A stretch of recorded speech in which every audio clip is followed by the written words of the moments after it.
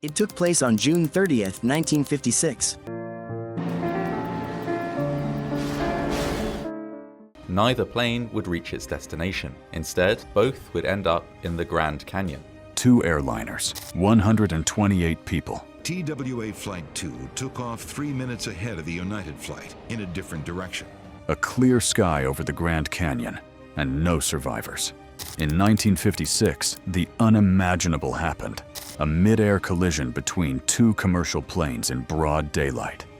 It shocked the nation, exposed major gaps in air traffic control, and forever changed how we fly. But few today know how close we came to disaster every time we took off. The answer is the crash site itself.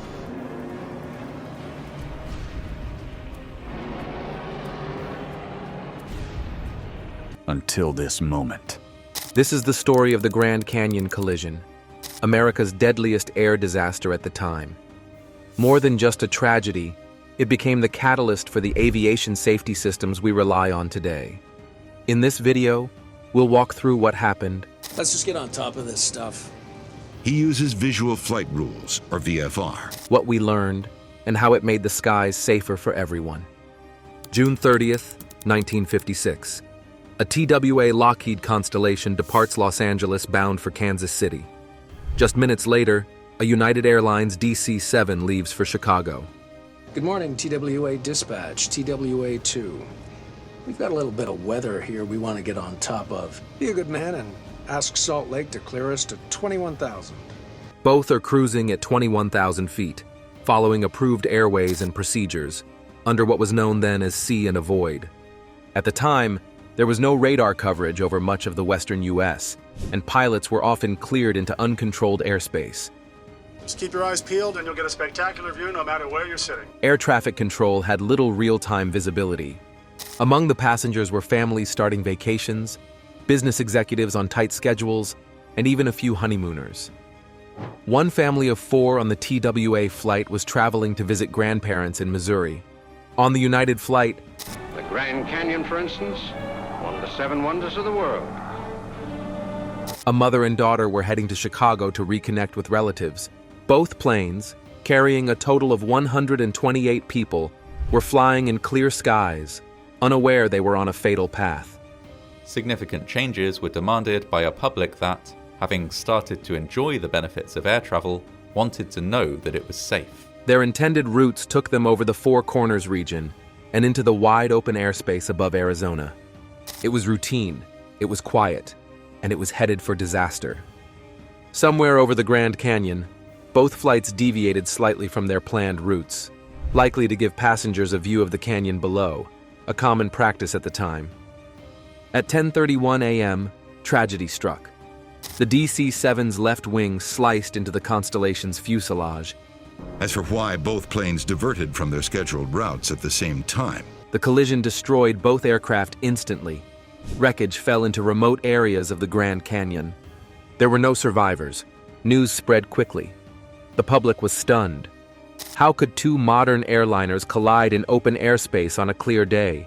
The weather here we want to get on top of. Be a good man and ask Salt Lake to clear us to 21,000. This wasn't a mechanical failure. It exposed something more alarming. Our systems were blind. Recovery teams hiked for miles into rugged terrain to reach the wreckage. What they found was heartbreaking and urgent. The Civil Aeronautics Board launched a full investigation.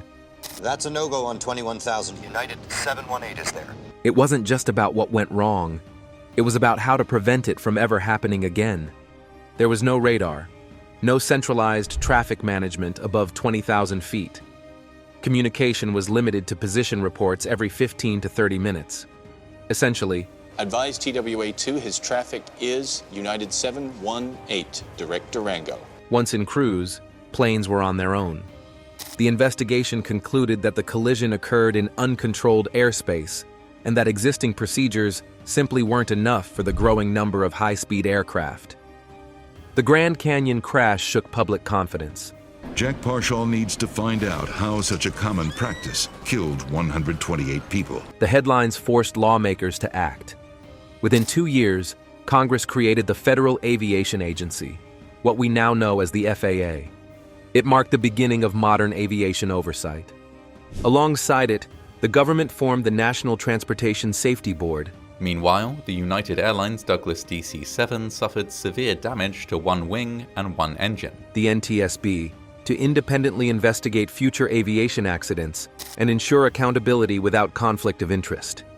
A nationwide radar system was developed. Pilots and controllers adopted stricter separation rules. Air traffic controllers approved this request and advised him to watch out for the United Airlines flight. And perhaps most importantly, the culture of safety in aviation began to evolve. What began as an unimaginable tragedy became the foundation for the modern air traffic control system. Captain Gandy wants to avoid the clouds in his path. And in 1956, he has another way to accomplish that. Before the crash, pilots flying above 20,000 feet operated largely independently. The Grand Canyon disaster led to the creation of controlled airspace at higher altitudes, today's flight levels. The TWA crew was cleared to fly 1,000 feet above the clouds. Radar coverage expanded dramatically. Controllers gained tools to see aircraft in real time, reducing reliance on guesswork and radio estimates.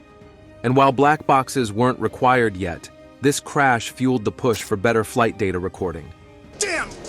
But on June 30th, 1956, it proves fatal. Technology that now helps prevent and solve accidents worldwide. It's no exaggeration to say, this one event saved countless lives in the decades that followed. It took a tragedy in the skies to reveal just how fragile our system was. But from that loss came progress. Today,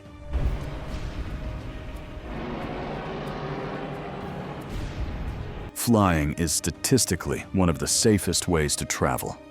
And many of the protections we take for granted, radar guidance, controlled airspace, real-time tracking, and professional investigations, exist because of what happened over the Grand Canyon in 1956. Advise Salt Lake I'm going to VFR and 1,000 on top. Pull up! Pull up! We remember the passengers not just for how they died, but for what their loss helped build. Jack Parshall needs to find out how such a common practice killed 128 people. If you found this story compelling, consider subscribing for more aviation history. Let's give him a look, shall we? Aye, Captain. Wonderful sights to see way down below.